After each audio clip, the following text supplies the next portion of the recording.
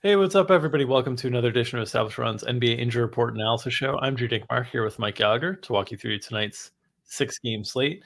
As is the case in late March NBA, there's plenty of injury information, and it is ever developing. We've had Shai Gilgeous hmm pulled out today. We've had Jimmy Butler hit for half of the way to the cycle on the injury report statuses, from the no listing to the probable to the questionable. Here to talk about all of this with me, as always, Mike Gallagher. Mike, how are you?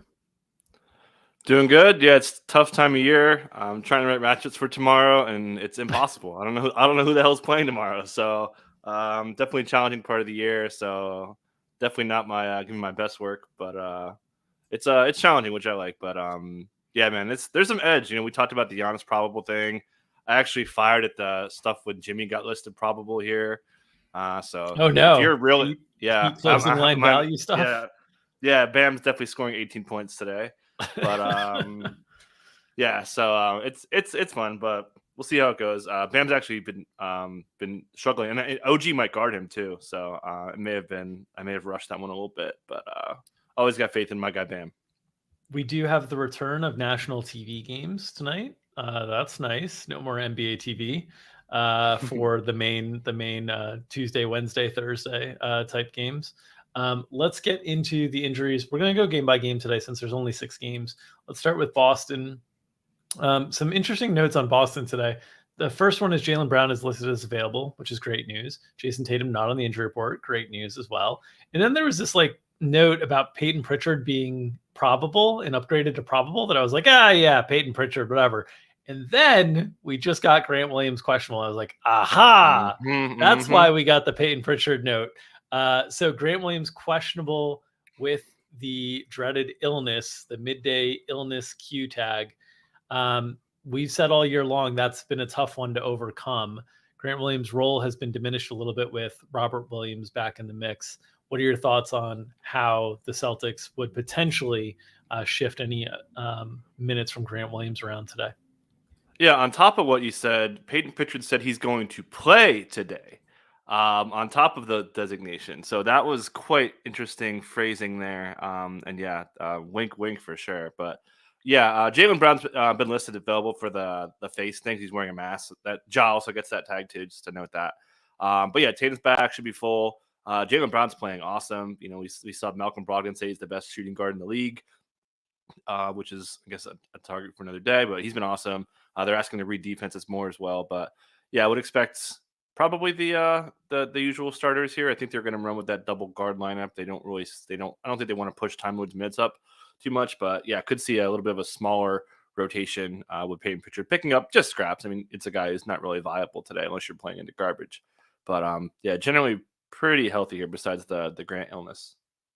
All right, let's move to Washington, who they're playing out tags for Bradley Beal, Kyle Kuzma, questionable tags for Daniel Gafford and Monty Morris. We saw Monty Morris missed last game. Delon Wright picked up the bulk of the role there.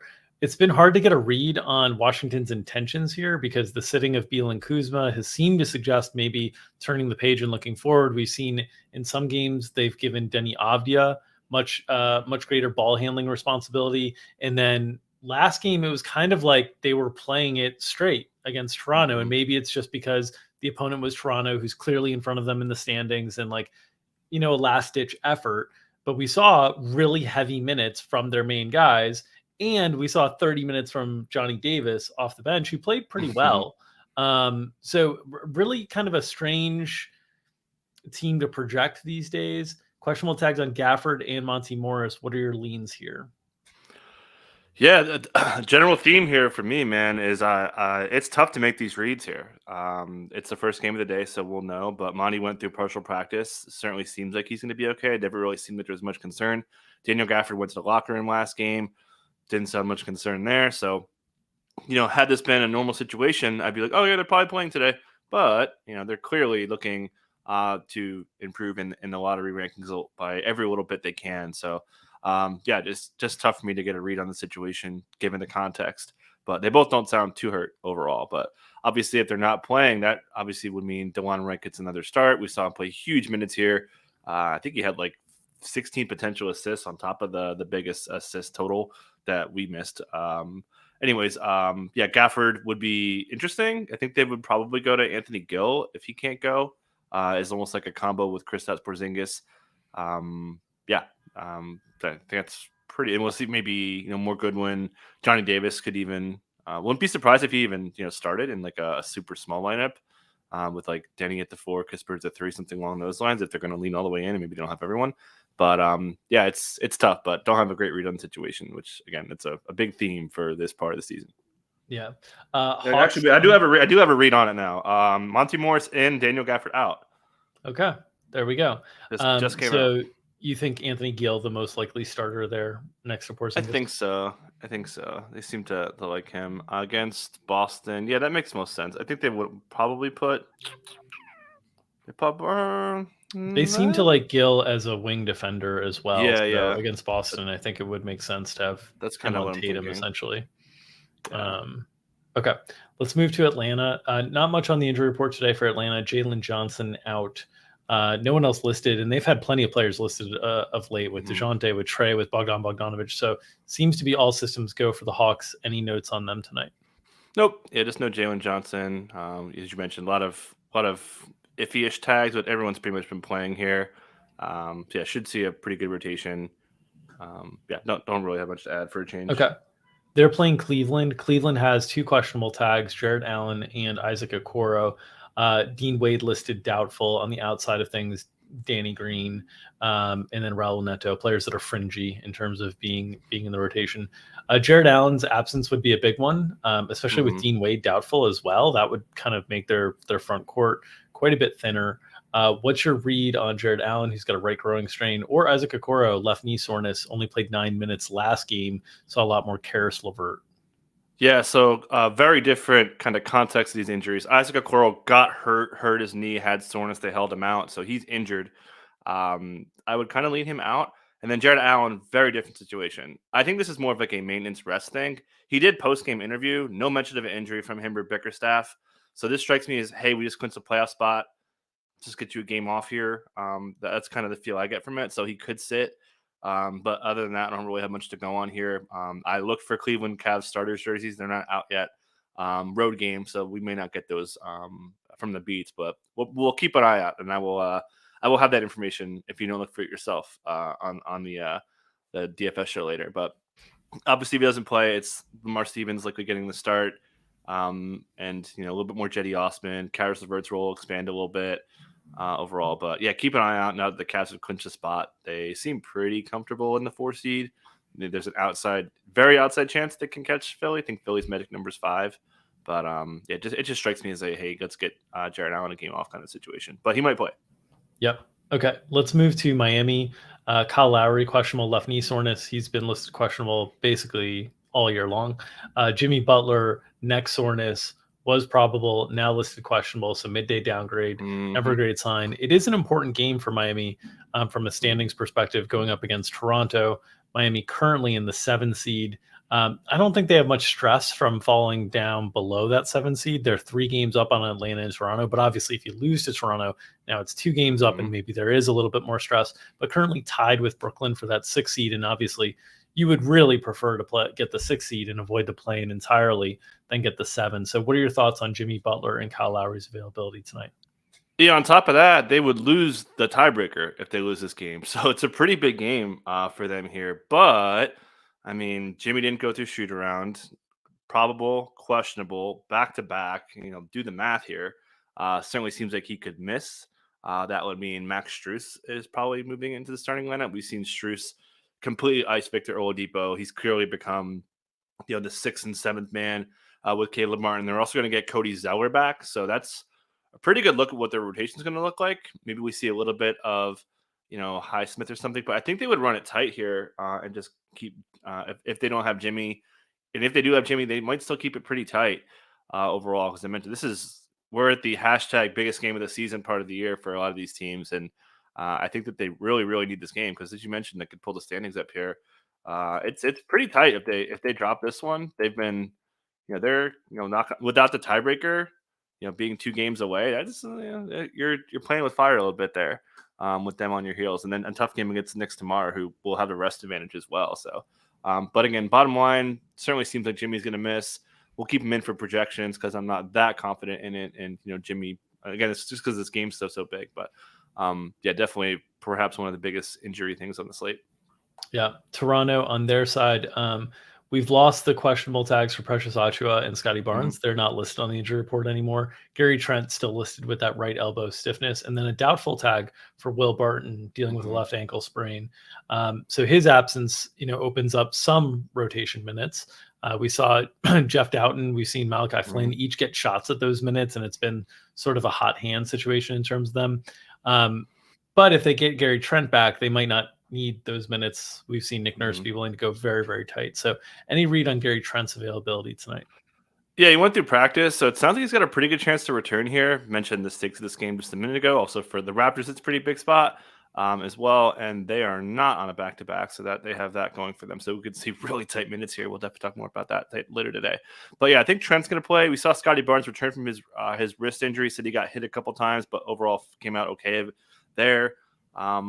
Yeah, I think that's, and I think, there is full on Jeff Downton support from the beats. There's been stories going up. He got like Nurse got like 3 or 4 questions at practice about him yesterday.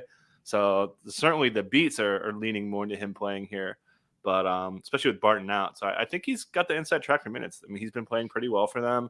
Comments from Nurse about how he can kind of generate offense a little bit for them. And he's kind of gives them a piece of what they need in the second unit to go with Boucher and those dudes. So I think Downton's getting minutes here. Probably not a lot, but something to keep an eye on. If it's gonna make our lives a little bit harder for projecting them for sure. But I'm expecting him to play today.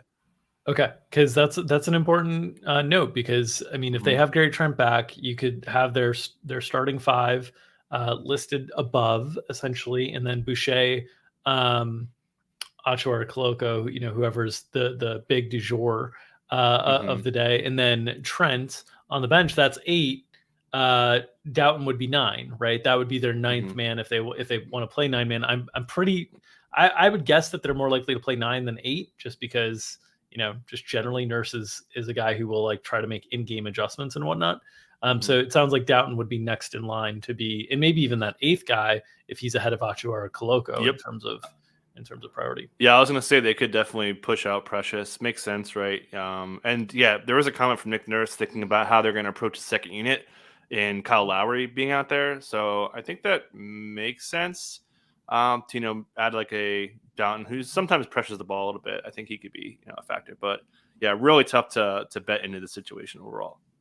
Okay, let's move into Charlotte and Oklahoma City. On the Charlotte side, no LaMelo Ball, no Terry Rozier, no Cody Martin. Those we know.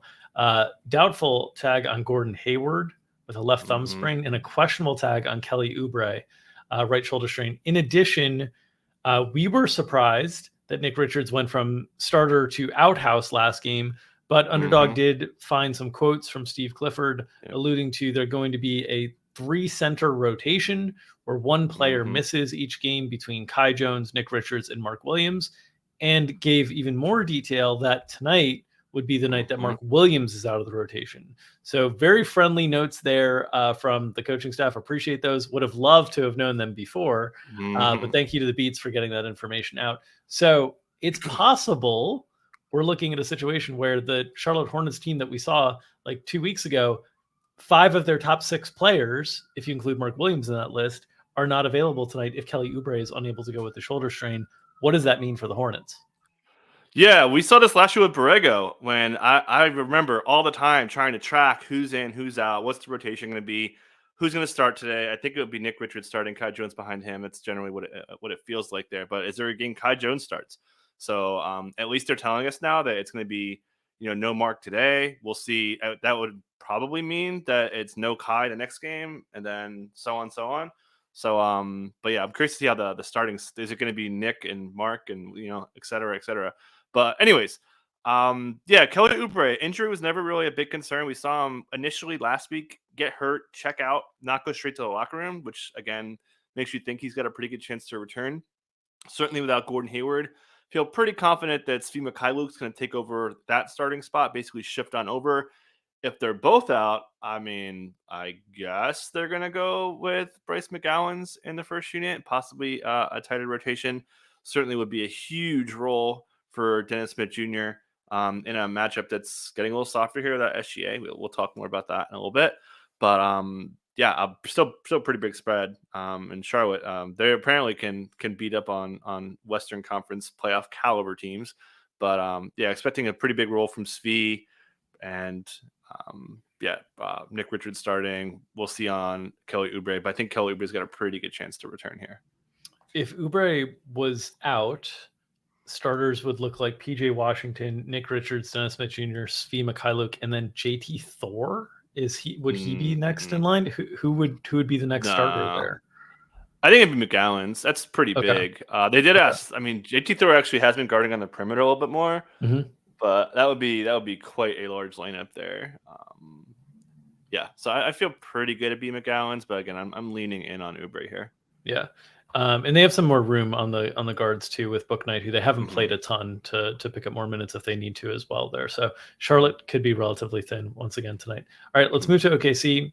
You mentioned it. No Shai Gilgeous-Alexander. Front end of a back-to-back for them. A very favorable back-to-back for them that, from a playoff perspective, they need to get these two. They got Charlotte tonight, and they got Detroit tomorrow. These are two games you got to win of your last 5, 6, 7 games. So they are, Shea listed out left ankle sprain. Lindy Waters listed out with plantar fasciitis. Kenrich Williams still out with that left wrist issue. What does that mean for Oklahoma City tonight? Yeah, not surprising. SGA, we saw him roll his ankle, and I had an over on him over the weekend and was sweating it a little bit. Went to the bike and did return, and actually brought him back in early because I didn't want his ankle to tighten up. Shea said his ankle is, quote, on fire. So this is not a back-to-back maintenance thing. He is hurt. How much is he hurt? We do not know, but expecting a Q tag for him tomorrow. Obviously today we've seen pretty steady. It's going to be Isaiah Joe moving into the starting lineup. So you're going to have Giddey at point, Dort, Joe, and the Jalen Williamses out there for the forwards / center spots there. We know Trey Mann will pick up the non-Giddey minutes, possibly a little bit more. Aaron Wiggins' role will be elevated a little bit, get a little more Dort overlap to fill some wing minutes.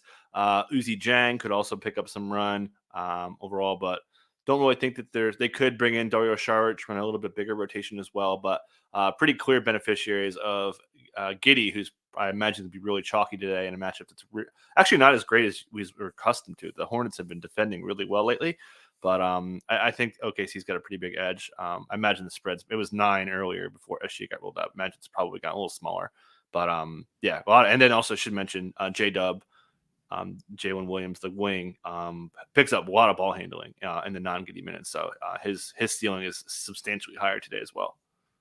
Do we see Pokusevski? There's been a lot of rumbling around whether we would see Pokusevski. It seems like it's just if a game's out of hand and they get an opportunity to kind of get his feet wet on the court is what it seems like to me. I don't know if you have any quotes or any thoughts there.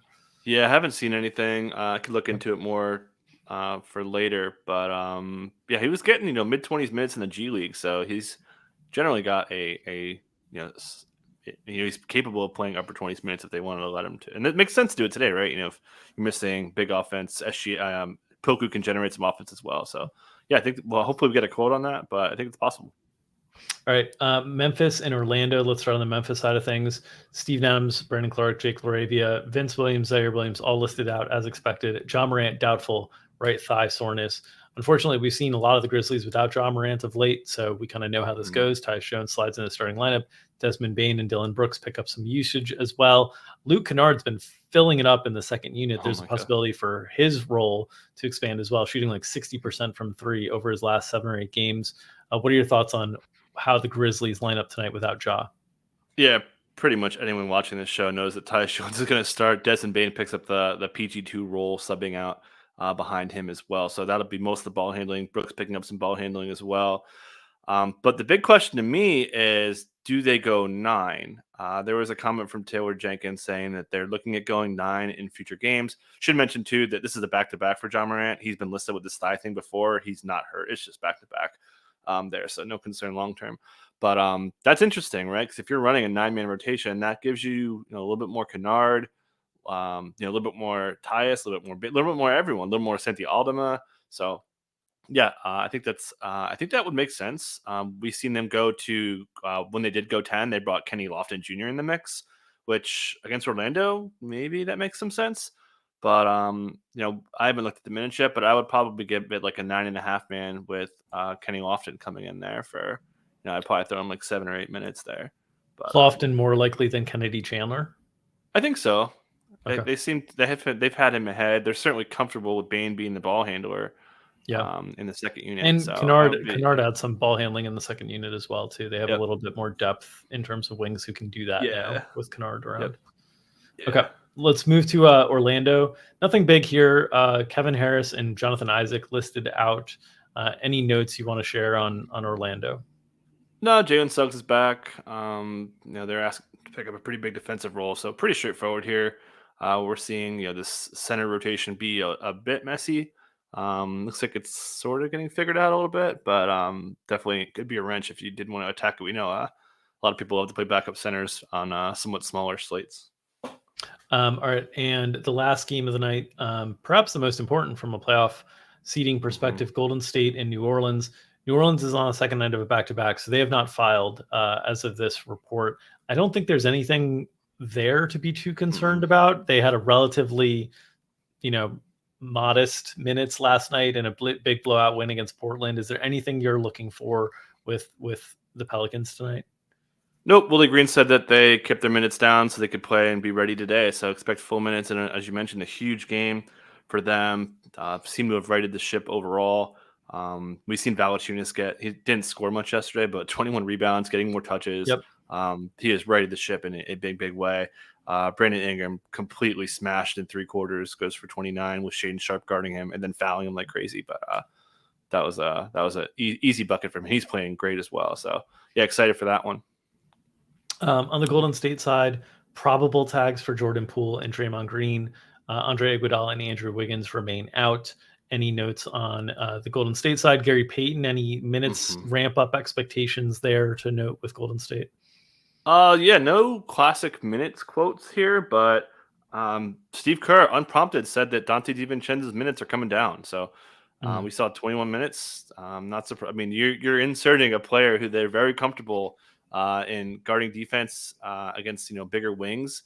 So they've got a big wing that I just mentioned in Brandon Ingram. So keep an eye on Gary Payton cutting into, and then it's also going to that would have been had Gary Payton not been here. That would have been a Jonathan Kuminga role, right? Like Jonathan Kuminga would have subbed in and guarded Brandon Ingram. So now that you got GP2 to do that, possibly so it's very much push and pull with him, Dante, and GP2 and how they want to pick up the matchups. Maybe they want to go GP2 and Kuminga, put Kuminga on BI, CJ getting GP2. So yeah, Dante DiVincenzo is a really tough sell today. Do you think that will also spill over into occasionally downside for Jordan Poole? Will there be scenarios where they lean into Dante and GP in the same lineup? We saw them play Gary Payton basically like a 4 at times last year. Do you think there will be scenarios where this could cost Jordan Poole minutes upside as well? Yeah, for sure. Especially maybe a team like the Clippers where they're, really deep in offense, where you want to have like 3 kind of defenderish guys out there in the non-Draymond minutes too. So yeah, I think it's much less likely to impact him. But what if Dante's going strong? He has a great start to the game, and you want to you're not going to GP2's minutes will be affected, but he's certainly not impervious to getting cut down. Well, we've also just seen games where Jordan Poole's decision making isn't there, or the shot isn't there, and obviously defensively he has a lot of limitations. So I'm just wondering, do you think, I think the range of outcomes on Jordan Poole's minutes get really wide, where you see he got up to 31 last game in a game that he was playing great, playing fantastically. I think that's probably the ceiling on his minutes in a game, but I think the floor could get as low as 16, 17 in some games if it's just the wrong matchup where he's not playing well, or they try to ride a hot hand with Dante DiVincenzo. I think there's the path for that as well. Yeah, I talked about this a couple weeks ago when it was that Saturday Memphis game when he subbed out early fourth before Steph even came back in. That just really goes to show you that Poole could have the rug pulled out from underneath him on the minutes. All right, That'll do it as we've gotten through all 6 games here for us on Established Run's NBA Injury Report Analysis Show. As always, please support the people who are supporting us. This show is brought to you by our friends at Underdog Fantasy. They have daily NBA snake drafts for money, running in addition to many formats of other basketball competitions. The dance, the playoff competition, will be bringing content on our podcast feed, which you can make sure to check out Established Run NBA Podcast wherever you get your podcasts. We'll have Chris Laficus on to talk playoff basketball some point next week. As we work on our projections for the dance that we're aiming to release a week from yesterday. Today is Tuesday, a week from yesterday. So next Monday, we'll aim to release those rankings to help people draft for the dance. But they have plenty of other competitions as well. The Albatross for the golf majors is up there. We've got rankings for Established Run golf subscribers there as well as MLB stuff, which we don't do MLB stuff. But hey, if you love MLB, it's there for you on Underdog as well. If you're playing NBA Pick'em, in-season subscribers can use our tool to compare ETR projections to their fantasy Pick'em games. If you haven't signed up for Underdog yet, use promo code ETR for a matching deposit bonus up to $100. It's promo code ETR at underdogfantasy.com. As Mike alluded to, today I see someone in chat asking, will we get flag plants today? You will, if you come behind the paywall with us at 5 o'clock Eastern tonight.